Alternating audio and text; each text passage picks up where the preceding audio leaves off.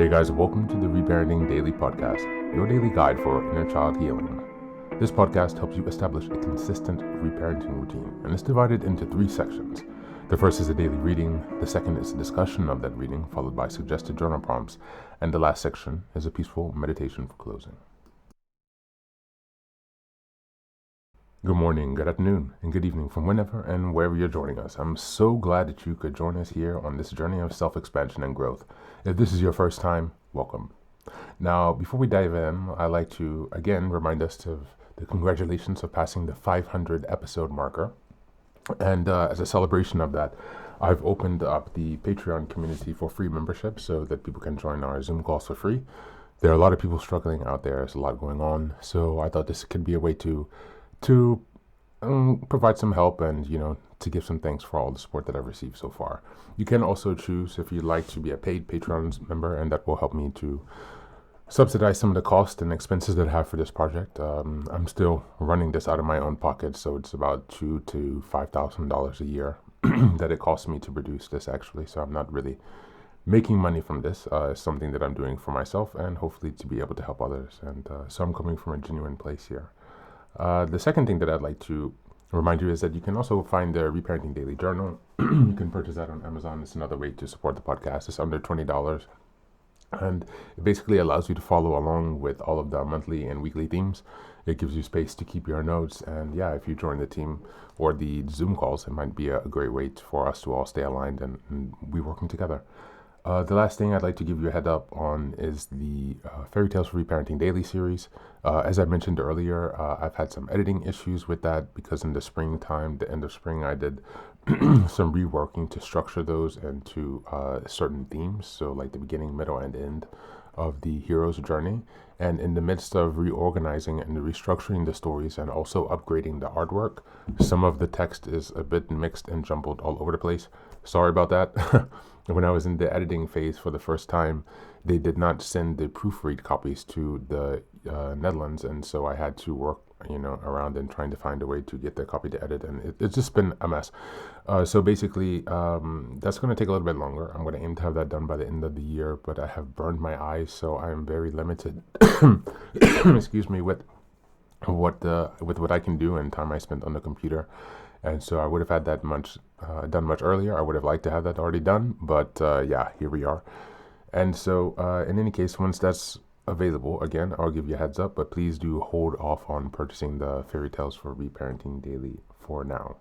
Or Fairy Tales for Reparenting series, not the Fairy Tales for Reparenting Daily. That's it today. So without further ado, let's dive into today's practice. Hey guys, today's reading is a poem. It's entitled, If I Can Stop One Heart from Breaking, by Emily Dickinson, the famous American poet of the 19th century. This is a short poem, so it won't be a very long reading, but we will have a reflection, and I encourage you to check out the link in the show notes so you can read it and reflect in your own time. Just as a reminder, we are in September, and the theme is emotional intelligence. We're in week 3, and the theme for this week is building empathy and understanding others. Here's the poem. Again, it's very short. If I Can Stop One Heart from Breaking, by Emily Dickinson. If I can stop one heart from breaking, I shall not live in vain. If I can ease one life the aching, or cool one pain, or help one fainting robin unto his nest again, I shall not live in vain. Thank you, and that's the reading for today.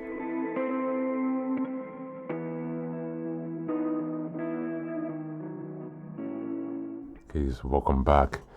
Now, Emily Dickinson's short poem distills empathy into its simplest possible expression.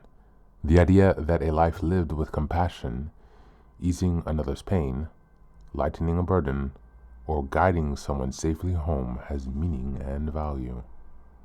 From the lens of emotional intelligence, it reflects empathic concern in action, turning into another's suffering and transforming awareness into concrete care.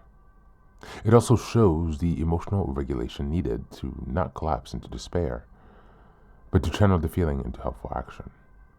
In terms of developing empathy and understanding others, Dickinson reminds us empathy is not about grand gestures, but about small acts of presence and kindness that ripple outward. The fainting robin represents those moments where offering steady care can shift another's trajectory. For reparenting, this poem deeply resonates. Healing ourselves often means learning to soothe the fainting robin within, our own inner child. By practicing empathy inwardly, calming our own pain, offering ourselves rest and gentleness, we create the same compassionate capacity to extend outwards. Reparenting teaches that our worth is not in perfection, but in choosing to protect ease and support ourselves and others. As we go into the journal prompts today, number 1, where in my life right now could I offer a small act of empathy to myself or to another? What would stop one heart from breaking? And number 2, when my own fainting robin or inner child shows up tired, scared, or aching, how do I help it back into the nest of safety? And number 3, what would change in my sense of meaning if I measured my life less by achievements and more by the moments I eased pain, cooled hurt, or simply helped someone feel less alone? That's it for today. As always, thanks for being here. Take care of yourself, and please do be well.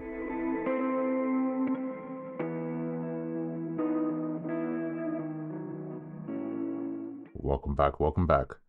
Now, this is the third and final section of the daily podcast. This is your silent meditation. Please go ahead and find a space where you can be comfortable and undisturbed, where you can relax and spend some time with yourself for this 10-minute silent meditation. You can choose to be sitting, standing, lying down, or in whatever position makes you comfortable today. Take a moment to simply be with yourself. Focus on your breath and gently connect with each part of your body. If thoughts arise, don't let them overwhelm you.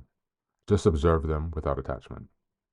Imagine them as leaves drifting down atop a river, passing by without needing your engagement. Stay present, grounded, and open to this moment, no matter what time you are listening and practicing this meditation. Namaste.